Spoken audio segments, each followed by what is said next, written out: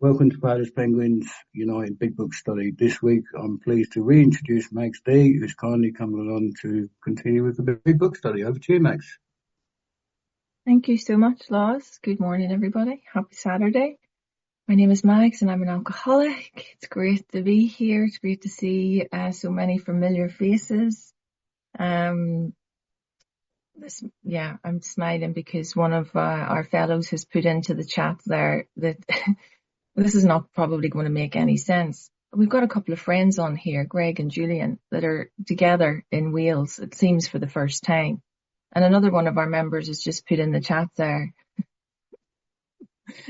such and such is in your house, as if he doesn't know. They're sitting beside each other. It's like, yeah, he does recognise that this person has travelled from the other side of England to be in his home in Wales. But we just get so excited when we see each other together physically, because we spend so much time in these little boxes, don't we, on Zoom? And we are vicariously living through other people's happiness and fun because we just want to be there too. So that made me smile that you can see the penguins actually huddling together, their two little faces on the screen, smiling like, Cheshire cats. And then you're on the other side of the world in South Africa, being so happy and grinning even more because them two are together. It's like, doesn't mean anything to anybody listening to this, but I just love our fellowship. This is what happens. Anyway, before I get stuck in, a couple of little notes. Yeah, people in the background, dog in the background. If the same thing happens with the internet connection this week, please hold. Normal service will resume. It will resume. And then lastly, I do have to turn my camera off after the share, simply because I'm going to be then going to another piece of service somewhere else, but I'll be listening with my earbuds as I do that, so I still will be on, just in case you think I'm like, oh God, she's done, she's out of here. So we're coming to the end of working with others, which is beautiful, and I'm already super excited about getting into the chapter to the wives from next week. We had a little discussion about that before we started on the meeting. Yeah, that's a beautiful chapter to get into, with so many amazing messages for the alcoholic, but not to be taken personally. And I'll explain more about that when we get into next week. Funny, I had some feedback during the week about this book study. I love a bit of feedback when somebody calls me to let me know how they're feeling about me going through the book and all of that. And they were very clear that I'm just reading a book, and that, yeah, it's no big deal, really, that anybody in the world can do that. And I'm like, yeah, 100% right. Anybody could read this book. Yeah. So what are you actually wanting to tell me? What's your feedback that's going to help me? But we had a good conversation, and I reflected on it after the conversation, because, this big book of ours, yes, anybody can read it. But my life experience of this book is that we have to experience it. There's a lot of the stuff in here that doesn't make any sense unless you've actually experienced it. And I hope that makes sense. I'm not suggesting in any way, shape or form that I do this any better than anybody else. And certainly I asked this gentleman if he would like to take over and share on the weekly meeting on a Saturday, that I would bring it to the group conscience if he would like to take over the stint, which he didn't want to do, because it would just be reading a book. So I smiled about that, but it really did make me think, and the point I'm making here, and I'm conscious that I'm rambling, is truly, if you're here and you haven't experienced this with a sponsor yet, then do it. And if there's some of the things that we've talked about over the last number of weeks of this book study, and you've already been through the steps, but some of it isn't resonating with you, and therefore you might think that you need a new experience, then that's a really good thing too. You know, just because you've done the steps once before with a sponsor doesn't mean that you can't have another experience that ultimately will inevitably will give you a new experience and a deeper experience of the relationship with the power that you've been through before. There's always benefit in that. So I was so grateful to that gentleman for the conversation and the call, and to hear his experience of where he's at with it all. So who knows? Maybe he'll have a thought about doing it again and getting that new experience as well. So it's really important. So like they say at the bingo, eyes down, look in. I've never been to the bingo, but apparently that's what they say. I've heard it on the television. Page 101. Isn't there a room 101 where all the rejects go to? Yeah, that's no longer us. Isn't that amazing? That is no longer us. So we've hit the jackpot now. So in our belief, any scheme of combating alcoholism which proposes to shield the sick man from temptation is doomed to failure. Like, I love the precision of the words. It's not if, it's not but, it's not maybe, is doomed to failure. Think about all of those times, and I think we talked about it last week, like where my sister tried to lock me in a bedroom to keep me away from the alcohol. Well, I just climbed out the bedroom window and down the drain pipe. Like, literally, that's what I did. She tried to shield me from the alcohol. I found an escape route out the window and round to the hotel around the corner. Simple as that. She didn't think about the bar in the hotel. But I'd already clocked that when she was locking the bedroom door. You know? Tried to shield me. I become very resourceful in finding ways to get what I still want. There was no point in trying to, hide me away. And this isn't the first time that they're telling us this in the book. This is just a reminder, we're doomed to failure if we try to keep on guard. So back in More About Alcoholism on page 40, it talks about Fred. You remember Fred's story where he was on guard before he went to that business trip to Washington, where he, stepped into the cocktail bar and the thought came to his mind that a highball might be okay. Well, as part of that, and it's a real story, on page 40, it talks about the fact that I had every right to be self-confident. It's the one paragraph from the bottom of page 40, that it would be only a matter of exercising my will, my self-will, and keeping on guard. So we're trying to shield ourselves from alcohol, trying every trick in the book that is detailed within More About Alcoholism on page 31. That list of, you can add to the list ad infinitum, sanitariums, lovely holidays, going to the gym, changing the type of drink, changing the volume of the drink, changing who you drink with. You're doing all of that to try to keep yourself on guard, finding different ways to control it when we now know that we can't control it. We have no choice. We have no power. So to keep on guard is exhausting. I mean, God, the amount of time and the thinking that had to go into trying to plot and plan to keep on guard, to keep away from the drink, it was the self-will run riot. And ultimately, what happened? Every single time I was doomed to failure. And the reality of it is, it says a couple of pages previously, within working with others, doomed to an alcoholic death.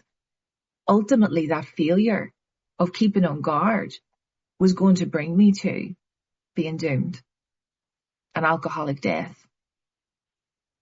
So I love all the time that as we go through the book, they remind us, they emphasize and re-emphasize these things right from the front cover page 101. Here we are getting that gentle reminder about step one, more about alcoholism, Do you see how that golden thread runs through? It's so powerful.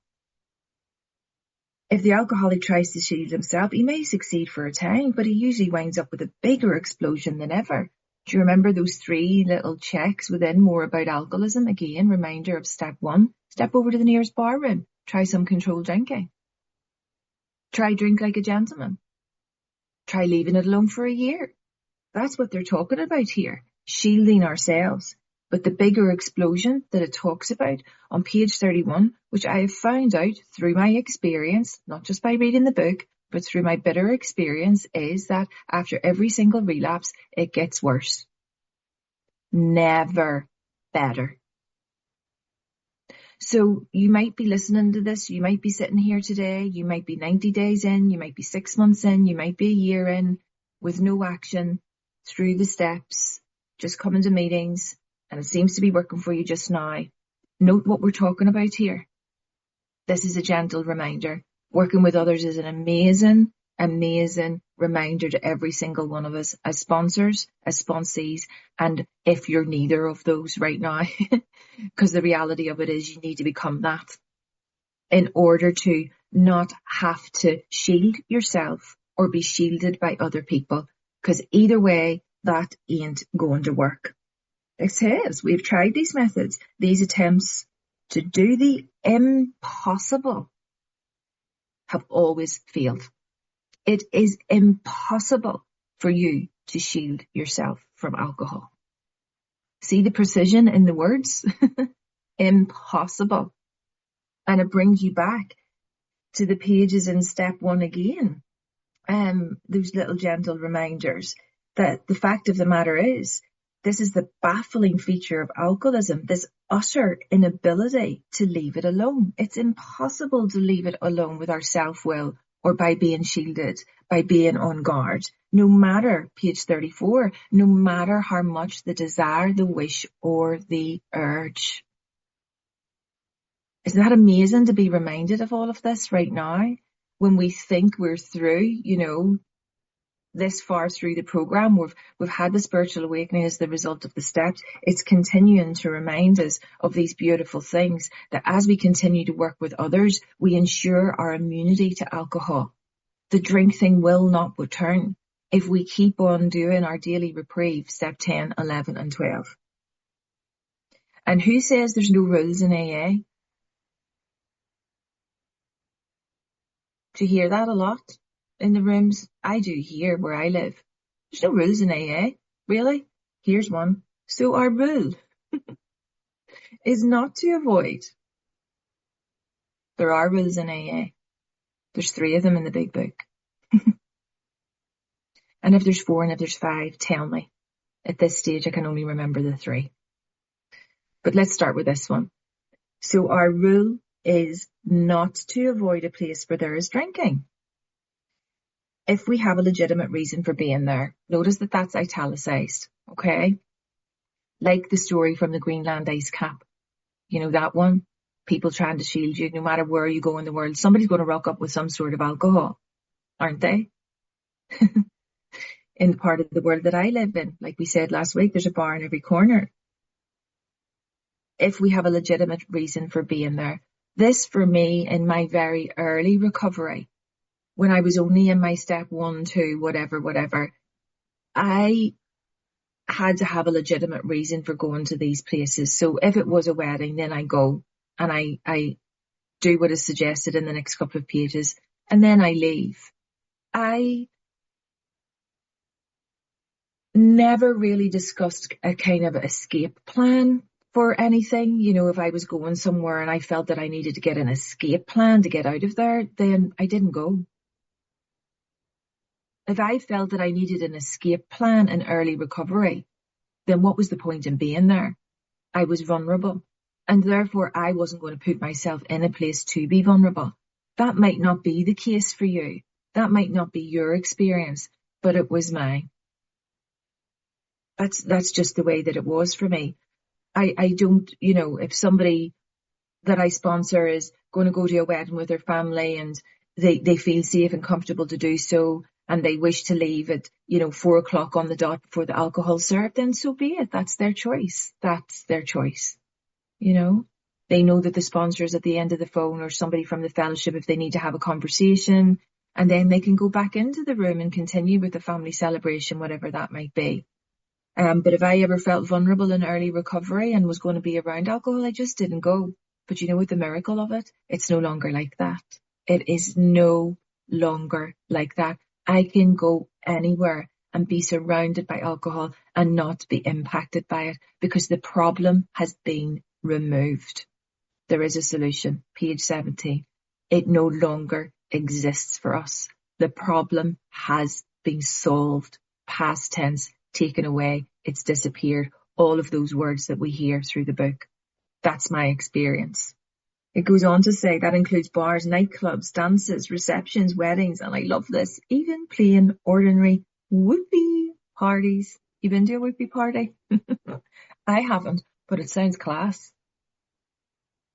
I think that's just the language from the day, you know. There is a particular cartoon character that would use that phrase, whoopee parties.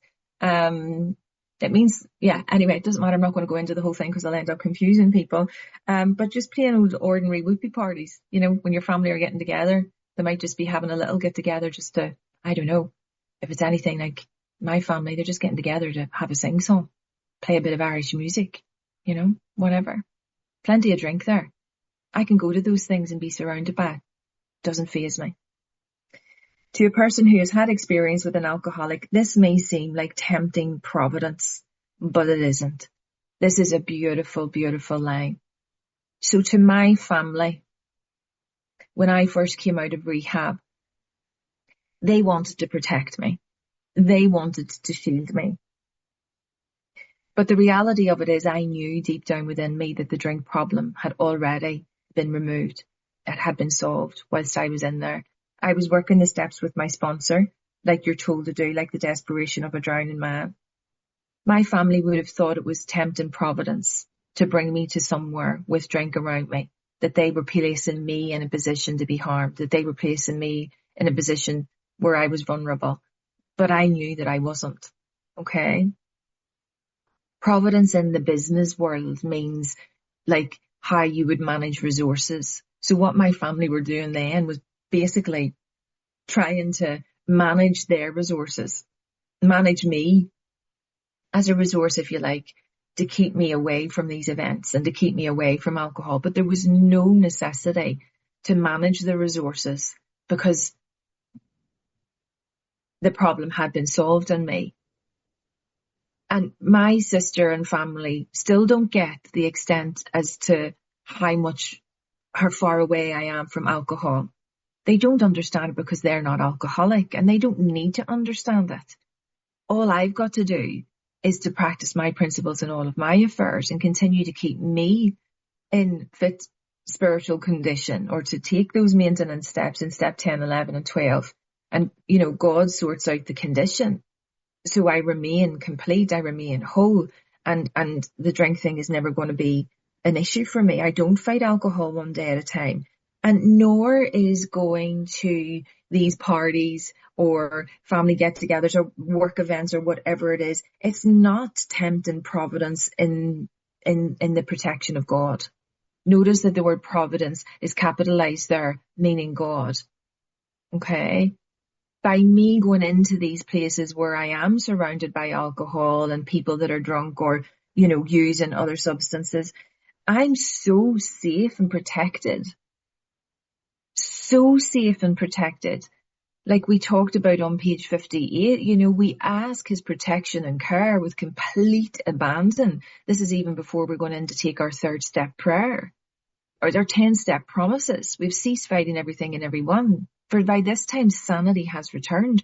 So I am not in any way tempting the protection of God, because I'm complete. I'm whole. I've had a spiritual awakening as a result of the steps. If I am not in fit spiritual condition, then that might be a different matter. That's where we have to discern where we're at, you know, through the grace of God and using our step 10, 11 and 12 to see where we're at. What are we watching for? What are we asking God to remove? We're resolutely turning our thoughts. we're bringing to prayer and meditation. And if we are in any way vulnerable, we throw ourselves all the harder into working with others. Simple as that. And it goes on to tell us that in the next page as well. And they're so good. This next paragraph, you will note that we made an important qualification. If there is the legitimate reason for being there is the important qualification. That's why it's italicized. So on every occasion that you're going somewhere, have you got a good social, business or personal reason to go into this place? Or are you just going there to steal a little vicarious pleasure from the atmosphere of such places? Are you going in there because you need that? Are you going in to, get that fix? Are you going in there because there's something lacking and you just want to feel the buzz of it? Because if that's the case, then what lies beneath that? Well, that's what you're watching for. What lies beneath that?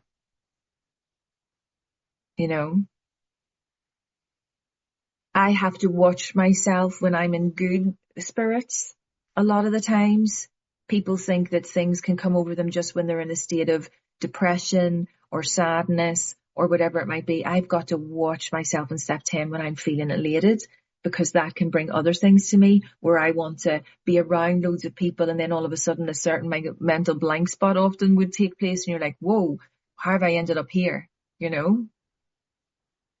So the legitimate question we've got to ask ourselves, am I going here for a sense of satisfaction because there's something lacking in me that needs to be filled by external stuff, as opposed to tapping into the power inside me to give me the direction?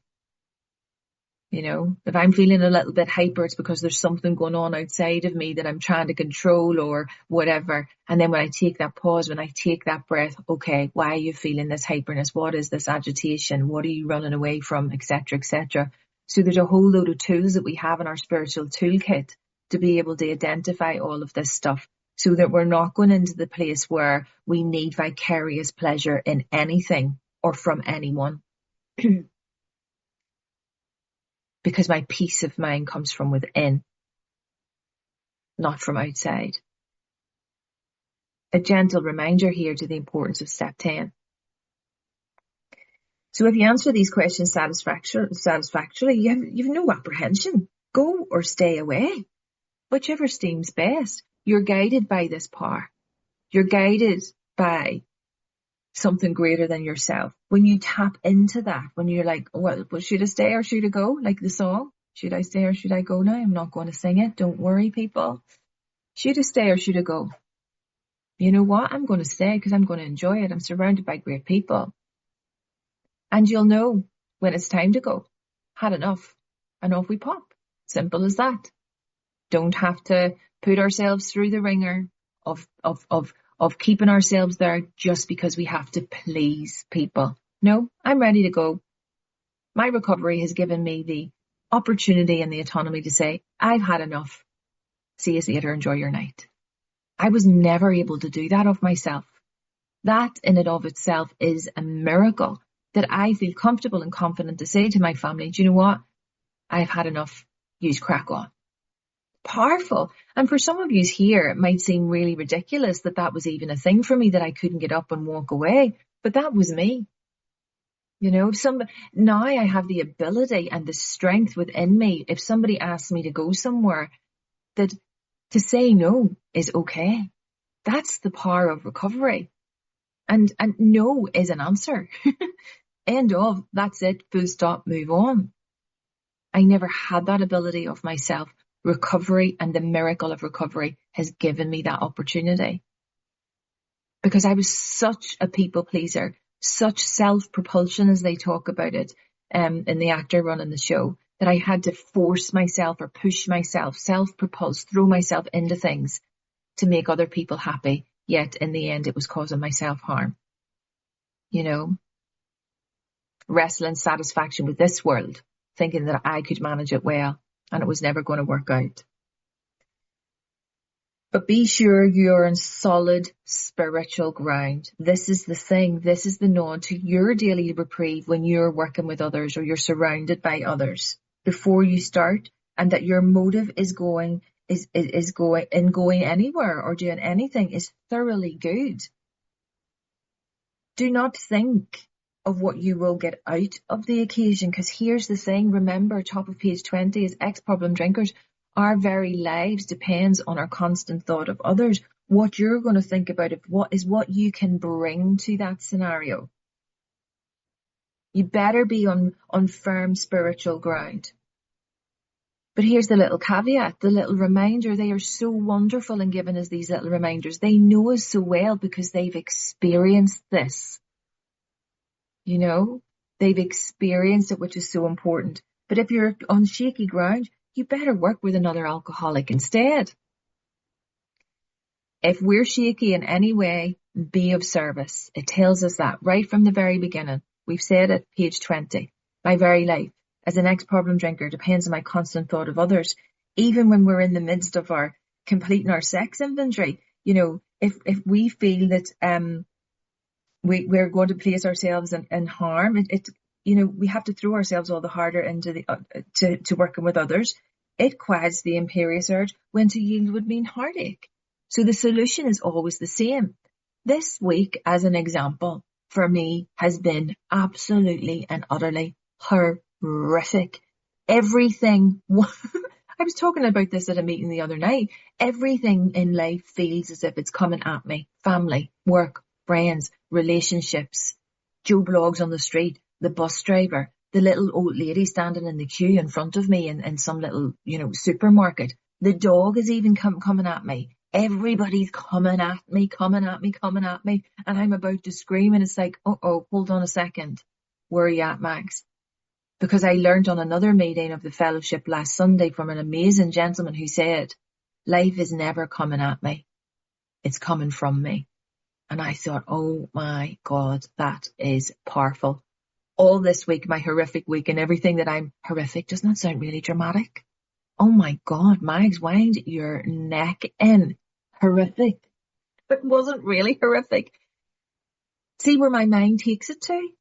And it wasn't even horrific. I was putting myself under pressure, self-sabotage. Life was coming from within me.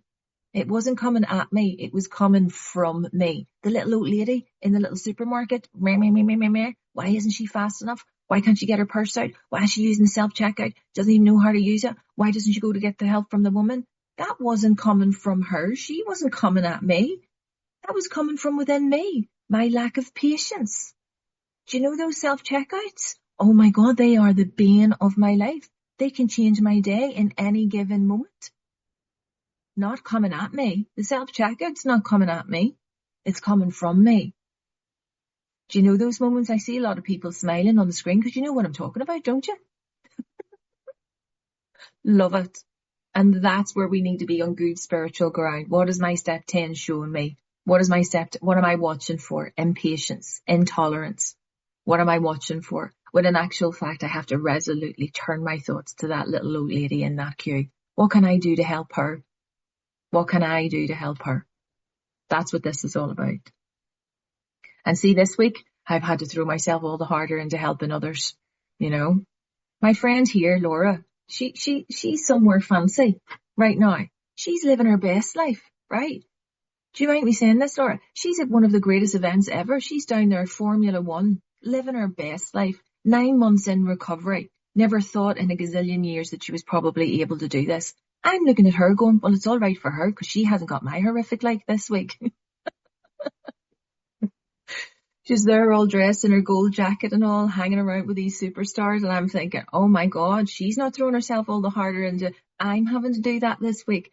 My mind takes me to a place of like catastrophe, when in actual fact, when I stop, I pause, I take a breath and speak with Laura, the miracle of healing that is going on in her life. You know, isn't it fantastic? And you miss those moments and you miss those opportunities when we're on shaky ground. You know, and those thoughts can turn very, very quickly. But ultimately, the change in my perception, I can see the miracles everywhere in every given moment. And that's what this is talking about here, you know. Make sure I'm in good spiritual condition, that I'm maintaining what I need to do. It goes on. I love this line. Don't know why I find this funny. You know, there's that silly joke about the horse going into the bar. Why the long face? This line reminds me of that. Why sit with a long face? Yeah. Why sit with a long face in places where there's drinking, sighing about the good old days? Can you imagine? Do you know, like it says in the vision for you, we're not there yet, obviously, but you know, those horrible moments. How could I sit in a bar with a long face saying about the good old days when in actual fact, the good old days were far gone before I went into a treatment facility for 3.5 months. The drink had stopped working and I was living in a period of misery. So I'm going to have to go back about 30 years to find the good old days in my drinking. Because the last few days and the last few years and the last few months of my drinking were not the good old days. So the delusion that your mind will take you to about the good old days, there were none. There were none. In the end, you know. But don't sit like a horse with a long face in any of the family events or work events or whatever. And before you say it, I know I look like a horse sometimes. I always have a long face. It's just who I am. It's how God made me. And he loves me. I'm perfect. So whether you think I look like a horse or even if I think I look like a horse today, I don't really care. I don't know where I'm going with this today, but it just makes me laugh. If it is a happy occasion, try to increase the pleasure of those there. Yeah, don't bring the tone down. And if you are early in recovery or even longer in recovery and you're in bad form, why are you going to inflict that on anybody? You know, give your head a shake. You're there to bring a bit of joy. If it's a business occasion, go and attend to your business enthusiastically. Yeah, in recovery, gosh, I don't need to have all of that stuff and wine and whatever around me to be able to do a good job. There's no requirement for it. And I don't want to be sitting with the people long into the nights when they're still talking about, you know, whatever to do with work. No, I'm leaving. I'm going to bed. I've got my own routine to do at night, which is much more peaceful and much, much, much more satisfying than sitting till all hours in the morning. Yeah, that's what we do now. If you are with a person who wants to eat in a bar, by all means go along. No bother. Let your friends know they are not to change their habits on their accounts. I remember I went to a wedding a couple of years ago in America and I hadn't seen my aunt since I got married. Since I got married, I didn't get married. I've never been married in my life. Hadn't seen my aunt since I got out of rehab. She had never seen me sober. And I went to her daughter's wedding. And every time I sat down at the table at the wedding reception dinner, she would move the alcohol away to the other side of the table. And I watched her do this for about 2.5 hours, thinking, what are you at? And in the end, I had to say to her, you know what? Don't you be wasting your energy doing that, because that's not impacting me in any way, shape or form. She nearly had heart failure when I went to the bar to buy a round of drinks because she thought, oh my God, how is she going to carry that round of drinks from the bar to the table without thinking that I was going to get blocked, as they say here in Ireland. Her nerves were wrecked. I'm like, sit down, take the weight off your shoes. Just sit down and see all of that wine that's on that table. You guzzle that like Billy-O because I am not interested. And nobody needs to protect me from alcohol. I can sit around. You know what it's like. At a proper time and place, explain to all your friends why alcohol disagrees with you. If somebody says to me, oh, why are you not having a drink tonight? I'll tell them, I don't drink, I'm alcoholic. I will be that honest. And I love to watch the reaction on their face. Sometimes they'll say back to you, oh, you don't look like an alcoholic. Do you ever get that reaction?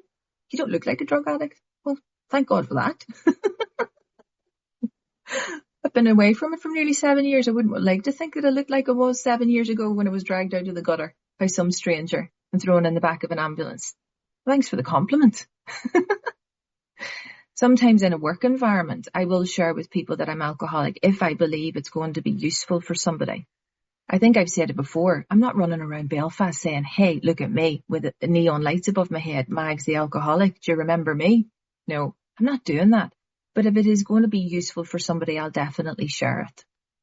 And often when you tell people, they'll stop saying to you, oh, go on, have a drink, go on. Like that little woman off the comedy in Ireland who kept on offering people tea, go on, go on. It's a bit like that with the alcohol here. People just don't tend to do that. If you say, no, I don't want to drink, they don't seem to force you. They really don't. So you'll know when to tell people, you'll know when not to. It's a matter for each individual to decide for themselves. I'm very open about the fact that I'm alcoholic and I've been away for a period of time. It engages in another conversation because you don't know on their end of life who they know that might need help, and in the future they'll remember that conversation and might need to come back for a little bit of help themselves. So I'm not shy about the matter. If you do this thoroughly, few people will ask you to drink. We just talked about that. While you were drinking, you were withdrawing from life little by little. Now you're getting back into the social life of this world. Don't start to withdraw again just because your friends drink liquor. Guys, this is gold. I know the people on this screen. I know the people that I hang around with. Our lives are fuller than ever before. There aren't enough hours in the day for the things that we do. You will not be withdrawn for life. You might be sitting here thinking, how am I going to go to my brother's wedding? How am I going to get married without any alcohol? You are going to be more than okay. I withdrew from life 100%. It tells us on page 17, we're normally people that would not mix. All of us on this screen wouldn't be together if we weren't, in this fellowship potentially. We're surrounded by the most amazing people. We become part of life at last. There is so much to look forward to. So all I would say, and all I ever say, is get ready. Get ready for the miracles, because you are going to have so many things that you're going to be invited to. You're going to be so much joy to be around. You're going to be so much fun. And even if you have a long face, it's okay. It's okay. I've got through life with my long face, that other disorder that that I have, RBF, I have that too. But I still have friends and they still like to be in my company. Good. Did you like that one? Did you like that? Yeah. This paragraph is absolute and utter gold. Not just the paragraph because I read it from a book, the experience of this. Highlight it, asterisk, underline, do whatever it is you need to do. Because here's working with others. This is what we have to do. Our job, your job, as one man, one woman, one person with this book. And it goes on to talk about that in a vision for you as well. Because all I need is me and this big book. Your job is to be at the place where you may be of maximum helpfulness to others. This is back to the alcoholic. So never hesitate to go anywhere if you can be helpful. And it also applies to the non-alcoholic and practice of these principles in all of our affairs. But specifically, you should not hesitate to visit the most sordid spot on earth on such an errand. Why? Here's the best reason ever on this planet. And never forget this. If there's anybody here who hasn't been sponsoring and they've had a spiritual awakening as the result of the steps, you're basically doing an 11-step self-help program as opposed to a 12-step recovery program. Here's the reason why your step 12 and working with others is so important. Keep on the firing line of life with these motives and God will keep you unharmed. I do this work because I'm an alcoholic, not because you are, but it's a win-win situation. I will stand on the firing line for the rest of my life, one alcoholic with another, one alcoholic with another. And I know that I've joked on here about the fact of, if you're not interested and you're not ready, then here's my number, we leave with a friend and all of that. I don't hang around and, contemplate my navel around vanilla matches and hanging around coffee shops and not doing, any of the work. We have to take action. So please don't think that I'm kind of just, oh, well, if they're not ready, I'm not helping them. That's not what I'm saying. I'm exaggerating to make the point. We will take those 12 inconveniences. Our phone will ring at any point in time. If somebody's not ready to do the program, we continue to talk to them. they've got our number and all of that. But there comes a point that if you're not willing to take the action and you're not ready, I move to the next person. We waste no time. But you know you've got my number, and whenever you need it, I am here with bells on. With bells on. Stand on the firing line, and God will keep you unharmed. And the more that happens, the more you can help other people. And again, this is not the first time that you're hearing this. Right back at step 1. XXV-III, the doctor's opinion. Dr. Silkworth even talks about this. He stands on the firing line. That's the first time you hear those words, firing line, back on that page in the doctor's opinion. Here's what he says. If any feel that as psychiatrists directing a hospital for alcoholics, we appear somewhat sentimental, let them stand with us a while on the firing line. See the tragedies, the despairing wives, the little children. Let the solving of these problems become a part of their daily work, and even of their sleeping moments. And the most cynical will not wonder that we have accepted and encouraged this movement. When I read that paragraph, it also reminds me about what sponsorship is. Stand on the firing line and see the tragedies. Stand on the firing line and see those families. Stand on the firing line with our fellow alcoholics and see the misery and all of that. And it is the best thing in life to experience all of this, because underneath all of that becomes something miraculous, where we are so protected that all we can do is to keep on going and giving this away. Because the more I give this away, the more you give this away, the more energy we get back to keep on doing it. It's just a beautiful circle of life. That's what this is about. It's a miracle.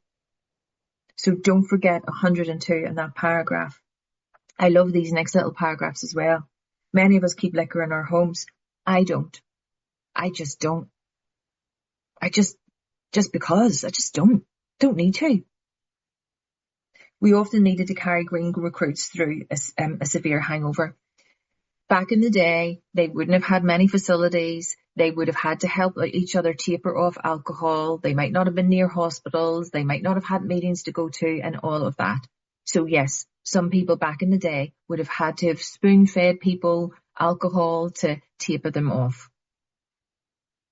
I've had an experience once where I've had to help somebody with that, but guided by their doctor, guided by the medical people. Once.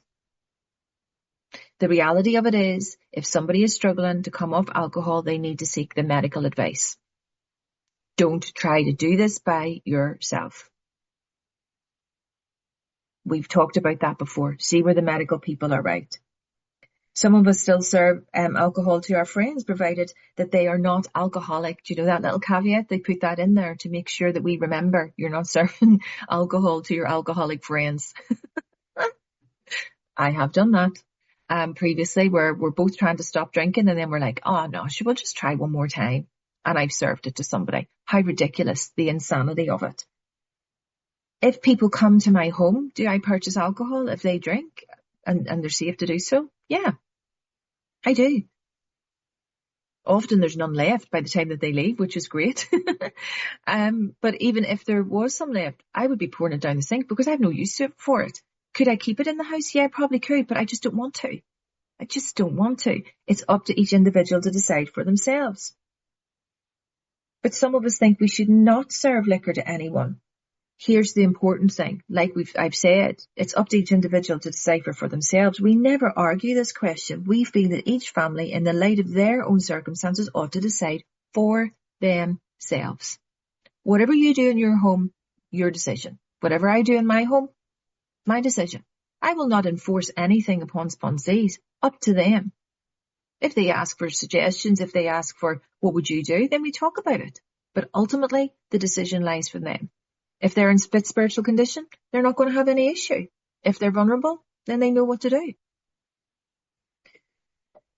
Here's a really important thing as well. We are careful never to show intolerance or hatred of drinking as an institution. Absolutely not. It was our solution for so long. Why would we hate it?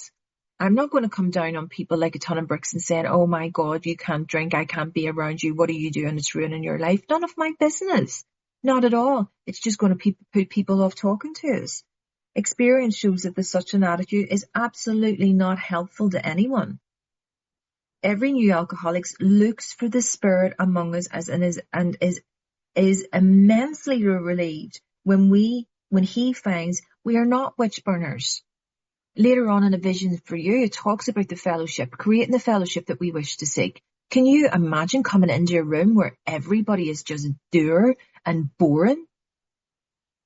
It talks about the vision for you being the atmosphere was electric. That's the atmosphere, and that's certainly the atmosphere that is created in this room. Electric. The smile on the people's faces. The beautiful look of life in their eyes. That's what we need to be creating for the newcomer when they come into the room. And you've heard me say this before. The rooms here where I live, people would say, oh, we're not a glum lot. And I'm thinking in my mind, oh my God, you want to tell your face that? You know? You've heard me say that before. We are not witch burners. We do not have a disdain for alcohol. We just understand now the impact that it had on us, but it no longer impacts us. So we don't have to be a witch burner. A spirit of intolerance might repel alcoholics whose lives could be saved had it not been for such stupidity. You know, we're really stupid if we're coming down on people and saying, you know what, blah, blah, blah, alcohol's a devil, alcohol's a demon, you've got to get away with it. No, that's not what we're about. When people are coming into our rooms, we're not dwelling on the common peril. We're not just talking about the suffering. We're not just talking about the allergy. We're talking about the common solution, which is the great news that this book carries. Bottom of page 17. The common peril and the common solution. And when we talk about the solution, we're talking about the joy, the fellowship that's indescribably wonderful. We're talking about all of the amazing events that have happened in our lives as a result of this program, having a spiritual awakening, that we are no longer impacted. All of the beautiful stories that we hear every week here. We're surrounded by these miracles. Even the temperate drinking cause wouldn't get any good from us if we were coming down and saying, oh my God, our lives are in misery because of no alcohol and everybody should be locked up in their homes and stay away from it. Give me a break. It's not reality. No, not one drinker in 1,000 likes to be told anything about alcohol by one who hates it. Can you imagine me going to my sister? Because you know my sister, my beautiful, adorable sister, is a huge part of my story. Can you imagine me going to my sister and saying, here, see that spicy margarita with coconut? Let me tell you the impact that's going to have on your life. And see that bottle of rhubarb and such gin that I brought round for you in that gorgeous sparkly bottle. And the beautiful glasses that are named after you from the shop down the road. You better watch, because the devil's in there and it's going to take your life and it's going to cause this party to go upside down, back to front. The police are going to be at your door soon. Can you imagine if I said that to my sister? She'd throw me right out of her house and tell me not to come back until I've got a personality. That's the reality of it. That is the reality of it. I wouldn't be able to go anywhere if I behaved like that. That's not our life. I don't have an opinion on drink. Just doesn't serve me well. Nothing to do with me, what it does for you. You know? But if you need a bit of help, they know who to send people to. You know? Our gang of people that do this work really, really well. And by the way, anybody listening, anybody on the screen that thinks that this is a trigger in the fellowship because I'm talking about those spicy margaritas with coconut in, it's not. There are no triggers. Because if you're thinking you're going to have a drink, you're going to have a drink anyway. Do you know what I mean? Look at your spiritual condition. Where are you in the steps? Are you even doing the steps? Have you got a sponsor? Let's talk about that, as opposed to me being the trigger for your drinking, because I'm not. Simple as that. Someday we hope that alcoholics will help the public to a better realization of the gravity of the alcoholic problem. But we shall be of little use if our attitude is one of bitterness or hostility. Drinkers will not stand for it. My sister will not stand for it. In actual fact, what she'll do is end up rocking up a whole load more drinks just to prove to me, you know what? I'm okay with this. And in the world of our fellowship, our public information is so incredibly important, that we work with hospitals, we work with doctors, we work with psychiatrists, we work with community centres, we work with schools, we work with everybody in our public relations to make this an attractive programme for people to be aware of. You know, we raise the awareness of what Alcoholics Anonymous is and what the fellowships is, what the big book of Alcoholics Anonymous is. We raise all of this awareness to be able to make it attractive for more people to come forward if they need the help. That's what is so important. And this last paragraph, so incredible. Italicized for a reason. It's hitting some points home here. These are important things to remember. After all, in all of what we've talked about, because it doesn't matter about what our family and friends are doing or all the events that we can go to. None of it matters, because after all, our problems were of our own making. Page 62. Just before we go into that third step prayer, it's reminding us. Our problems were of our own making. Bottles were only a symbol. Page 64. Just before we go into that step 4 inventory, we got to get down to the causes and the conditions. Besides, we have stopped fighting anybody or anything. Step 10 promises, page 84. We have ceased fighting everything and everyone. So there's the little reminders. Step 3, step 4, and ultimately you get to step 10, where the sanity returns and you are no longer impacted by taking the action in step 3 and making the decision to turn your will and your life over to the care of God as you understand Him. By doing the step 4, 5, 6, 7, all the way through to 9, you're turning your will and your life over to the care of God as you understood Him. Then by the time you get to step 10, you cease fighting everything and everyone, even alcohol. Why? We have to. Exclamation mark. We have to cease fighting everything and everyone. The miracles are amongst us every single minute of the day. The fact that we rock up here every Saturday morning to do this stuff and to share our experience from the most precious literature that us lot could have. And if you are not having experience of this book, if you're not being sponsored, if you're not sponsoring, guys, pull together, because the big thing is we have got to stand on the firing line, reach down, pick people up and do this together. Life takes on new meaning, and this chapter is just so special and such a reminder as to why we're here and why we have to keep on building the fellowship that we wish to see. So thank you, everybody.